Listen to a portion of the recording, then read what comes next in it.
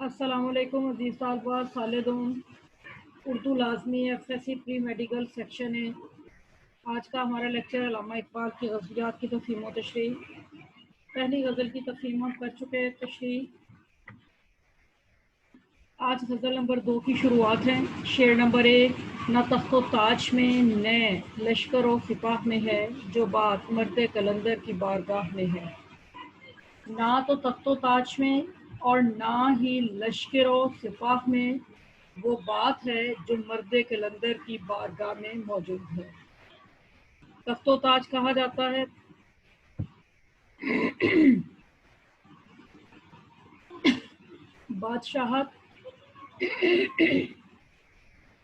بادشاہی اور تاج۔ اب تو بادشاہی نظام نہیں، جب بادشاہی نظام تھا تو باقاعدہ بادشاہان وقت جو تھے وہ تخت بچھا کے بیٹھا کرتے تھے، اس پہ بیٹھ کے تاج لے کے وہ فیصلے کیا کرتے تھے، یعنی اس سے مراد اقتدار ہے، حکمرانی ہے۔ لشکر و سپاہ کا مطلب طاقت اور قوت ہے۔ مرد قلندر درویش مرد بارگاہ دربار کو کہا جاتا ہے۔ کسی بھی بزرگ کی جو محفل ہے، شاعر کہتے ہیں نہ تو تاج و تخت میں اور نہ ہی لشکر و فوج میں وہ بات ہے جو کہ مرد قلندر کی بارگاہ میں چھپی ہوئی ہے۔ مرد قلندر سے مراد عام جو اس وقت کے پیر فقیر نہیں ہیں۔ اقبال کا مرد قلندر وہ ہے جو کہ روحانی لحاظ سے انتہائی اعلیٰ درجے پہ فائز ہے، جو کہ رب کی راہ کا فقیر ہے، رب کے راستے کا قلندر ہے۔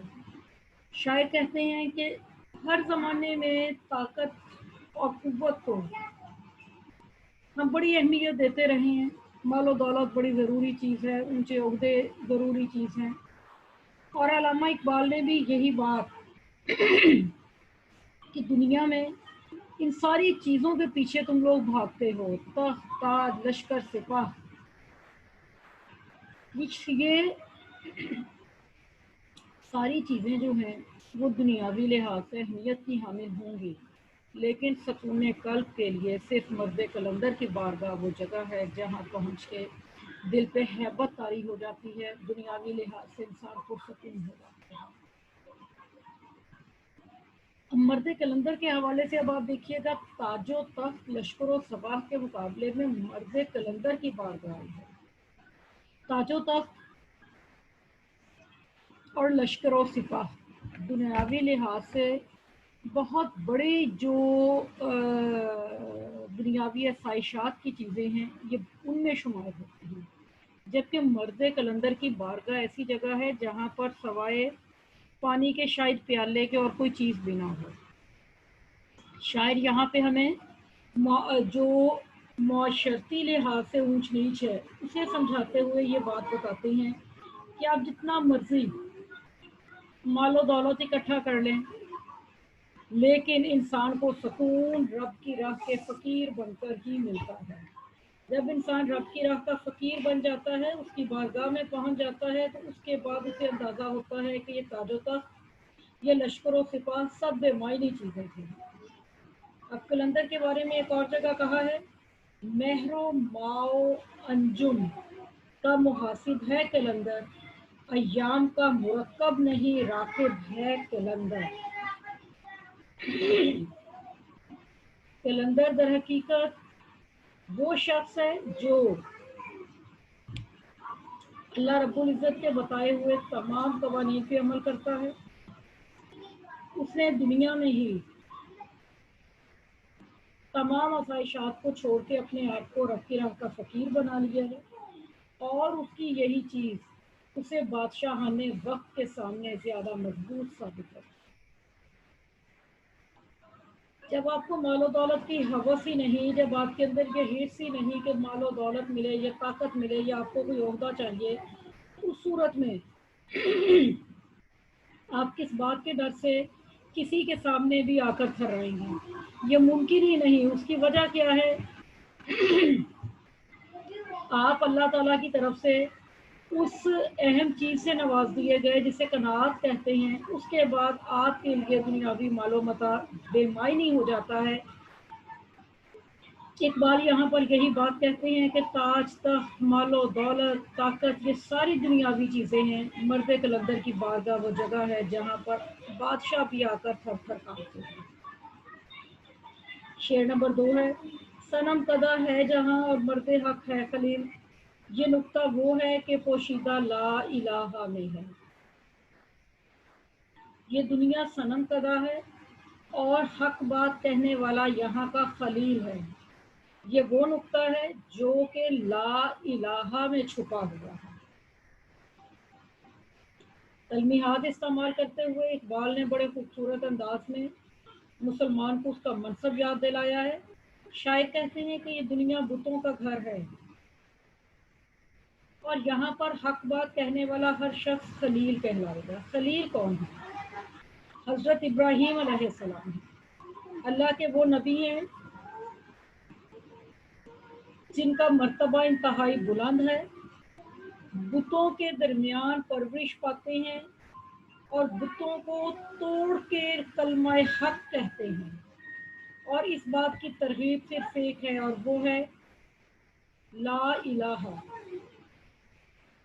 اب آپ کلمہ طیبہ پورے پہ غور کیجئے۔ پورا کلمہ طیبہ جو ہے وہ 2 باتوں کی شہادت ہے۔ نمبر 1 اللہ کو ایک ماننا، نمبر 2 حضور پاک صلی اللہ علیہ وآلہ وسلم کو اللہ تعالیٰ کا آخری نبی ماننا۔ یہ 2 چیزیں کلمہ طیبہ میں چھپی ہوئی ہیں۔ پہلا حصہ جو ہے لا الہ، کہ کوئی الہ نہیں سوائے اللہ کے۔ جب یہ بات ہم دل سے کہتے ہیں تو حقیقی معنوں میں ہم ہر قسم کے بت کو توڑ دیتے ہیں۔ اب آپ اپنے ارد گرد نظر اٹھا کے دیکھیے کہ آپ کے ارد گرد کہیں پہ باقاعدہ بنے بت ہیں؟ قطعاً نہیں۔ یہاں پہ صنم قدہ سے یہ نہیں مراد کہ جیسے حضرت ابراہیم بتوں کے مرکز میں رہتے تھے، کہ ان کے والد صاحب کے بارے میں ہے کہ وہ بت تراش تھے اور اس لیے ان کے ارد گرد بت تھے موجود۔ جب ان کے ارد گرد کے تمام افراد کہیں گئے ہیں تو حضرت ابراہیم علیہ السلام نے تمام بتوں کو توڑ کے ایک بت کو رہنے دیا اور اس کے کندھے پہ کلہاڑا رکھ دیا۔ جب انہوں نے واپس آ کے پوچھا ہے کہ کس نے انہیں توڑا، تو پیچھے سے صرف حضرت ابراہیم ہی تھے، چنانچہ واضح شک انہیں پہ جا رہا تھا۔ لیکن حضرت ابراہیم نے کہا ہے کہ جس کے کندھے پہ ہے کلہاڑا اس سے پوچھ لیجئے۔ مطلب کیا تھا کہ آپ جب ان کی عبادت کرتے ہو تو یقیناً یہ اس قابل ہیں تو ان کی عبادت کرتے ہو نا، تو ان سے پوچھئے۔ انہوں نے آگے سے کہا کہ بت تو نہیں بولتے۔ اب یعنی یہیں پہ دیکھیے انسان کی بے بسی، جب وہ اللہ تعالیٰ کے مختلف شریک بناتا ہے تو اسے اس بات کا اندازہ نہیں کہ وحدہ لا شریک ہستی ایک ہی ہے۔ اچھا، بات کا تسلسل درمیان میں اس واقعے کی طرف آ گئی۔ یہاں پہ جو شروعات میں نے بات کی تھی وہ یہ کہ کیا ہمارے ارد گرد باقاعدہ بت ہیں؟ قطعاً نہیں۔ ہمارے ارد گرد بت مجسم شکل میں نہیں ہے۔ یہاں پر اقبال نے جو صنم قدہ کہا ہے اس کا مطلب کیا ہے؟ صنم قدہ سے مراد ہے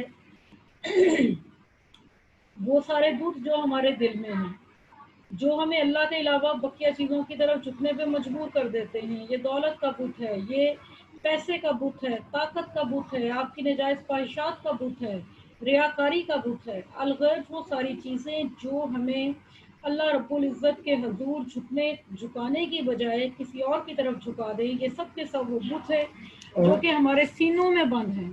شاعر کہتے ہیں کہ ایک نقطہ جب انسان سمجھ لے تو وہ خلیل اللہ بن جاتا ہے اور وہ ہے لا الہ۔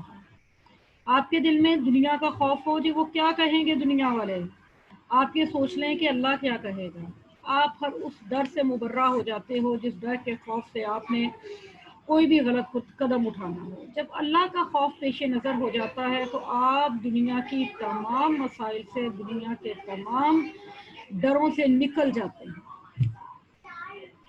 ایک اور جگہ پہ اقبال اسی کیفیت کو بیان کرتے ہیں، اگرچہ بت ہیں جماعت کی آستینوں میں، مجھے ہے حکم آساں لا الہ الا اللہ۔